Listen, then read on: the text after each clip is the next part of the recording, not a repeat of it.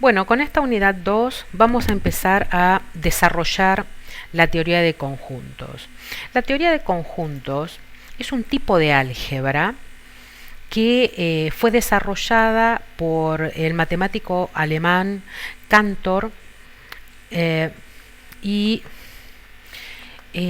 además de sus grandes aportes que sirvieron de base a lo que en una época se llamó matemática moderna,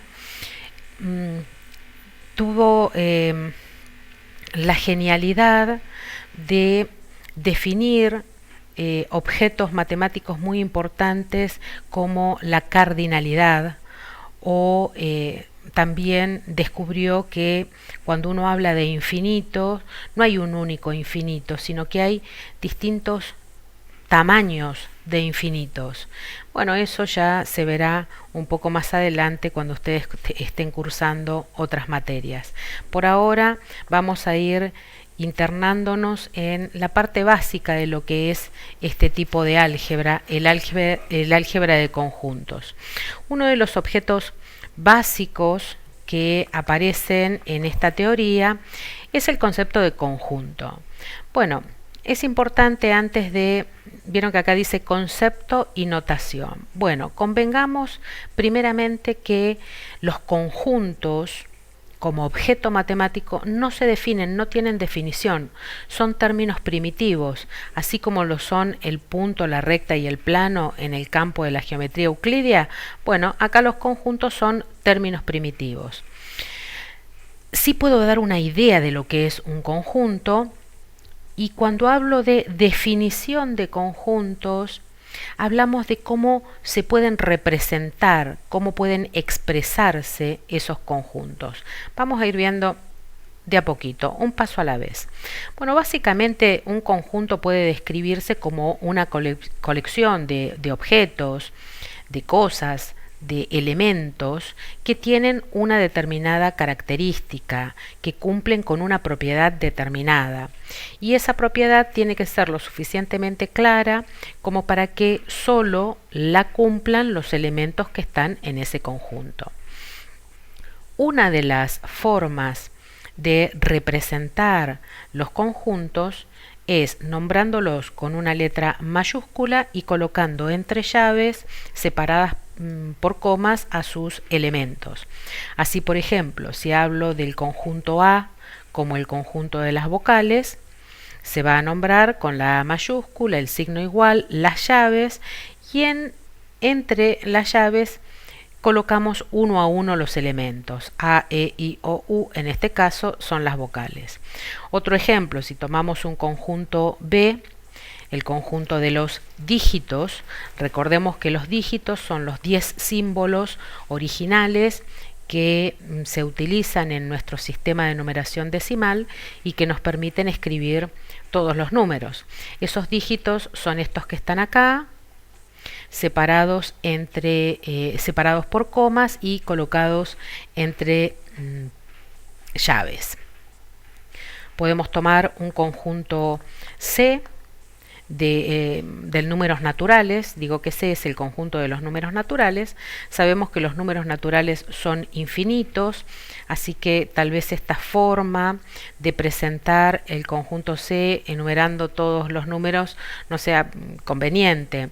¿Por qué? Porque son infinitos. Así que bueno, una forma de lograrlo es colocar algunos de los primeros valores y luego puntos suspensivos, que indica que esto continúa, que los elementos continúan cumpliendo con la misma característica. Como ya se habrán dado cuenta, los componentes individuales de los conjuntos reciben el nombre de elementos. ¿Qué es un elemento? Bueno, lo puedo describir como componentes individuales de un conjunto, pero no es una definición. ¿Por qué no es una definición? Bueno, porque elemento como objeto matemático también es un término primitivo, no tiene definición. Vamos a tomar un ejemplo. Consideremos un conjunto formado por 3 matemáticos llamados Silvia, Walter y Cristina. Este conjunto tiene 3 elementos. Un conjunto puede tener distintos números de elementos. Podemos pensar en, por ejemplo, dice acá el conjunto de granos de arena de una playa. Bueno, este conjunto tiene un número finito de elementos porque yo puedo contarlos. Bueno, son muchísimos, me van a decir, pero se puede enumerar, así que tiene una cantidad finita. Yo podría ponerme con mucha paciencia a contar cada uno de los granos de arena de la playa y voy a llegar a un número determinado. Pero también hay conjuntos que son infinitos, como es el caso de los números naturales, por ejemplo, y yo no puedo decir cuántos elementos tiene, no puedo decir si te preguntan cuál es la cantidad de elementos que tienen, digo, bueno, infinito. No, infinito no es un número.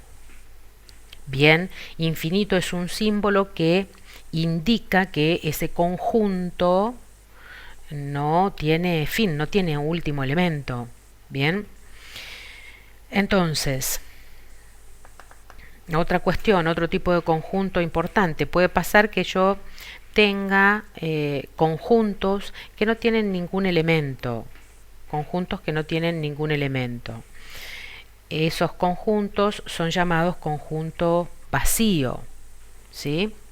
Acá en el recuadro lo que aparece es el recordatorio de que tanto el objeto matemático conjunto como el objeto matemático elementos son términos no definidos, son términos primitivos. Como una regla general, dijimos que los conjuntos se nombran con letras mayúsculas, como en el caso acá conjunto A, y los elementos se nombran con letras minúsculas, si es necesario nombrarlos, ¿verdad? Por ejemplo, A minúscula. Para indicar que un elemento está dentro de un conjunto, se utiliza este símbolo que significa pertenece. Y se lee A pertenece al conjunto A. Si yo quiero decir que el elemento no pertenece al conjunto, utilizaré esta notación. A no pertenece al conjunto A, o el elemento A no pertenece al conjunto A. Bien, vayan tomando nota de las notaciones. Acá hay otro ejemplo, 0 pertenece al conjunto B, se lee 0 no pertenece al conjunto C. Ya que estamos, podemos aprovechar y repasar un poquito o retomar, seguramente ustedes ya lo han trabajado, cuáles son las formas en que se nombran los conjuntos numéricos y cómo los organizamos.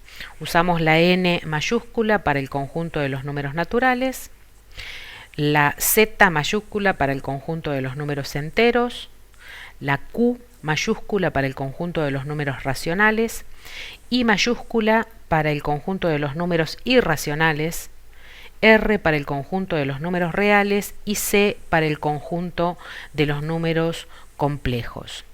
Bien, los números, los distintos tipos de números, serán los elementos de estos conjuntos, pertenecerán o no, el número que yo elija pertenecerá o no a estos distintos conjuntos numéricos. Lo que es importante es que la relación que se da entre un elemento y un conjunto es la relación de pertenencia. Yo no digo un conjunto está dentro, un elemento está dentro de un conjunto o un elemento está incluido en un conjunto. La forma correcta o matemáticamente correcta es decir, el elemento pertenece al conjunto o el elemento no pertenece al conjunto. Bien, hablemos ahora de las formas de definir un conjunto. Vuelvo a recordar, esto de definir no tiene que ver con dar el concepto, porque no se puede definir un conjunto, ¿sí? Es un término primitivo. Lo que hacemos es representar, describir, decir cómo está formado un determinado conjunto, un conjunto en particular, ¿sí? No todos los conjuntos en general. Bueno, los conjuntos pueden definirse o representarse por comprensión, por extensión o en forma gráfica. Vamos a ver esas tres representaciones por ahora. Se dice que un conjunto se define por extensión cuando se va listando o se van colocando todos los elementos que componen ese conjunto, separados por una coma y entre dos llaves, que es lo que vimos antes. Por ejemplo, el conjunto D, ¿sí? 3, 5, 7. Acá es importante señalar que no importa el orden en que se coloquen los elementos, porque no es importante. Los elementos no están ordenados dentro de un conjunto, simplemente se colocan.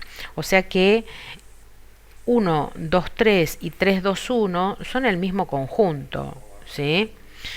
Fíjense acá, 1, 1, 2, 2, 2, 3.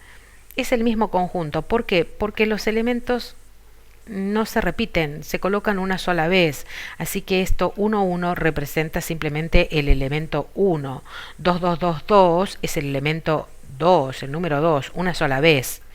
Y bueno, y el número 3. A veces no se pueden definir por extensión los conjuntos, ya sea porque es un conjunto muy grande, tiene muchos elementos, o porque es un conjunto infinito. Así que en ese caso se utiliza otra forma de definir el conjunto, que es por comprensión. ¿Cómo se define un conjunto por comprensión? Bueno, se enuncia una propiedad o la propiedad que cumplen los elementos que componen el conjunto. La propiedad tiene que ser lo suficientemente clara como para que solamente los elementos de ese conjunto cumplan con esa propiedad, ¿sí? Acá está en forma simbólica, el conjunto A está formado por los elementos X, tal que significa esta barra oblicua, X tal que X cumple la propiedad P.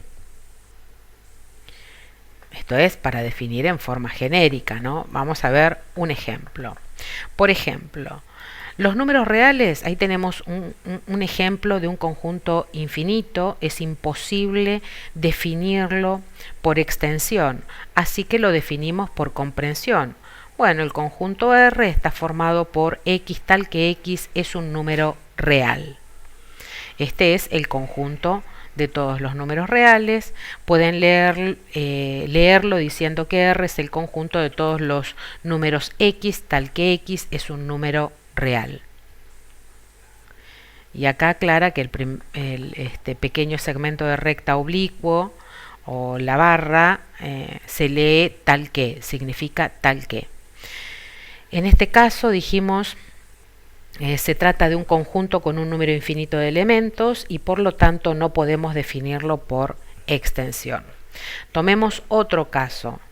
Por ejemplo, un conjunto B formado por X tal que X pertenece al conjunto de los números enteros positivos. Esto significa enteros positivos, Z más. Y X es menor que 6. Claramente esto va a ser el conjunto formado por 1, 2, 3, 4 y 5, porque habla de enteros positivos menores que 6. Y acá está definido ese conjunto por extensión, las dos definiciones. No siempre pasa eso. A ver, no siempre es posible definir el conjunto por comprensión y por extensión. Les vuelvo a repetir, en algunos casos solamente se puede definir por comprensión. Ya que estamos y que tenemos el ejemplo del conjunto B, la cantidad de elementos de un conjunto recibe el nombre de numeral del conjunto o cardinal del conjunto.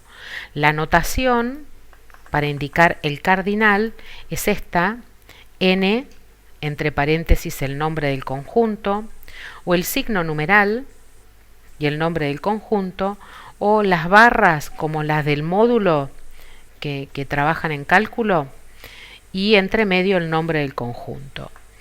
y no es otra cosa que la cantidad de elementos que tiene el conjunto. En este caso el cardinal de B es 1, 2, 3, 4, 5. Tiene 5 elementos, su cardinal es 5. Bien. Continuemos. Acá está la definición completa de cardinal. Indica el número de elementos que contiene un conjunto. El conjunto puede ser finito. Es aquel conjunto con cardinalidad definida, o sea que uno puede asignarle un número. El conjunto puede ser infinito, esto es que yo no puedo determinar exactamente cuántos elementos tiene. En ese caso, la cardinalidad infinita se representa con el símbolo de infinito, ¿sí? Un conjunto que no tiene elementos, el conjunto vacío, tendrá cardinal 0. ¿Por qué es importante que veamos el concepto de cardinalidad? ¿Por qué? Porque dos conjuntos son equivalentes cuando tienen el mismo cardinal. La equivalencia entre conjuntos no tiene que ver con las características que tengan los elementos de los conjuntos. Tiene que ver con la cantidad de elementos, con el cardinal. Así, por ejemplo, si yo tengo el conjunto A formado por 1, 2, 3, 4 y el conjunto B formado por A, E y O, el conjunto A y el conjunto B son conjuntos equivalentes, se representan de esta manera, con el símbolo de determina que vimos en lógica, y son equivalentes, decía, porque tienen el mismo cardinal, que es 4 en este caso. Veamos algunos conjuntos especiales. Ya vimos el conjunto vacío, que es el conjunto que no tiene elementos. Puede representarse con las llaves sin nada entre medio o con la letra griega phi, que es como un 0 con una barra que lo cruza, ¿sí? ¿Cómo se define un conjunto vacío? Y bueno, con una definición absurda, como por ejemplo, aquí está definido el conjunto A formado por los x tal que x es mayor que 0 y x es menor que 0. Bueno, no pueden darse las dos cosas. Si yo estoy hablando de números, no puede pasar, si pienso en la relación de orden, que un número sea mayor que 0 y menor que 0 a la vez. Bien, la forma de simbolizar que A es el conjunto vacío aparece acá. Acá están las dos opciones. El conjunto universal es otro conjunto especial y es aquel formado por todos los elementos del tema sobre el cual yo estoy trabajando o definiendo los conjuntos.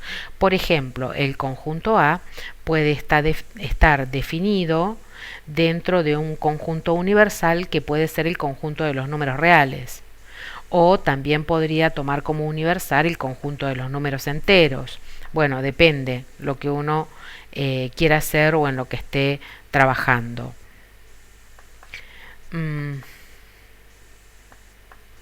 Conjunto unitario. Un conjunto unitario es aquel que tiene un solo elemento. Un solo elemento. Esos son los tres conjuntos especiales que vamos a ver, y yo les decía que cuando uno define un conjunto se pueden definir de tres formas: por comprensión, por extensión y en forma gráfica. La forma gráfica que utilizamos son los diagramas de Venn. El diagrama de Venn no es otra cosa que un organizador gráfico en el que se representan los conjuntos. El conjunto universal en general se representa con un cuadrilátero. Por cuestiones de prolijidad y presentación utilizamos un rectángulo y se utilizan curvas cerradas para representar los conjuntos. En esta representación se usaron círculos. No es necesario que sean círculos, simplemente curvas cerradas, pueden ser óvalos, que generalmente se usan más que los círculos. No necesito tener un compás para poder representar un conjunto. Fíjense que están superpuestos. ¿Por qué? Porque si yo tengo un conjunto A, va a tener determinados elementos que pueden ser números, algunos números, el conjunto B también formado por otros números, el conjunto C también formado por otros números. Puede pasar que haya números que estén en el conjunto A, que estén en el conjunto B y que estén en el conjunto C, que pertenezcan a los tres conjuntos, elementos que pertenecen al conjunto A, que pertenecen al conjunto B y que pertenecen al conjunto C. Van a estar ubicados en esta parte. ¿Sí? Si tengo elementos que pertenecen solo al conjunto A y solo al conjunto B, ¿sí? A y B solamente, van a estar en esta región. Si pertenecen solo a A y a C, esto es que no pertenecen a B, van a estar en esta partecita. Y los que pertenecen solo a B y C y no pertenecen a A, van a estar en esta parte. En esta parte exterior estarán los elementos que pertenecen solo a B, solo a A y solo a C. ¿Sí? ¿Cómo se representan? Y bueno, se van marcando con puntos y se pone al lado el nombre del elemento, ¿sí? Que puede ser un número o una letra. Otra forma de representar los conjuntos gráficamente es el diagrama de Carroll, que permite representar solamente aquellos conjuntos que no comparten elementos. Se llaman conjuntos disjuntos. Acá hay un ejemplo. No vamos a trabajar mucho nosotros con diagrama de Carroll, pero por lo menos que tengan idea de que existe esa representación. Vamos a una representación con diagramas de Venn.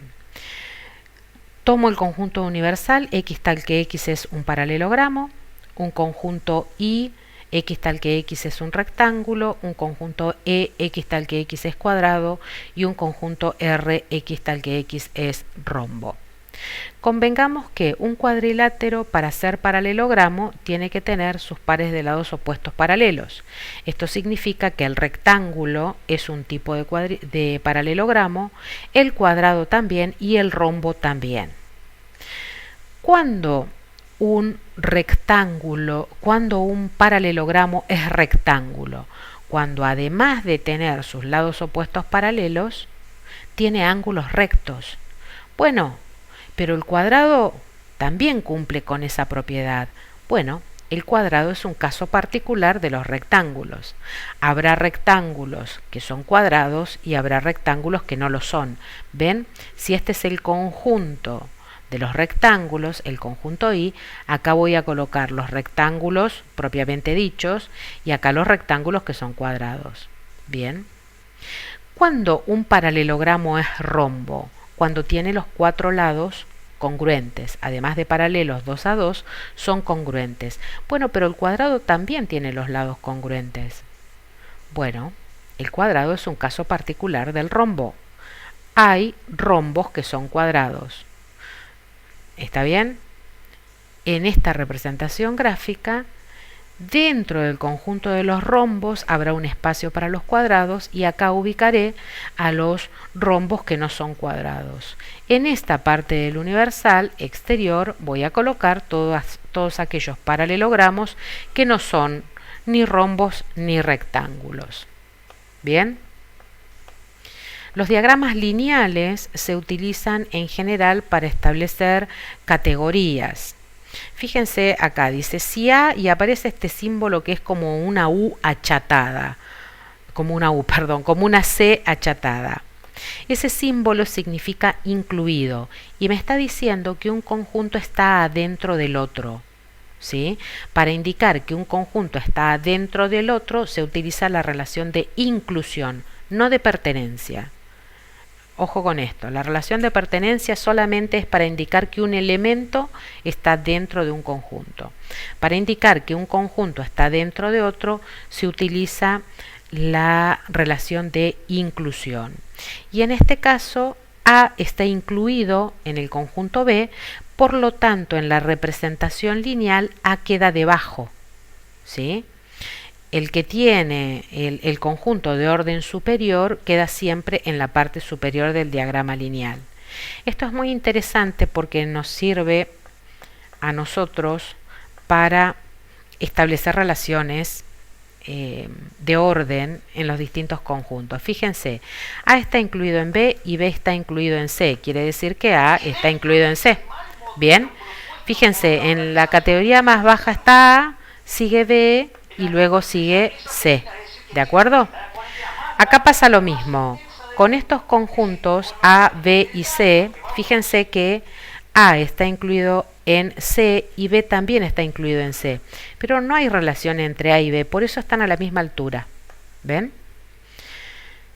Es interesante este tipo de diagrama para representar gráficamente la relación entre los distintos conjuntos numéricos. Se los dejo para que lo miren, lo piensen, lo analicen. Y acá está también la representación de las relaciones entre los conjuntos numéricos, pero utilizando diagramas.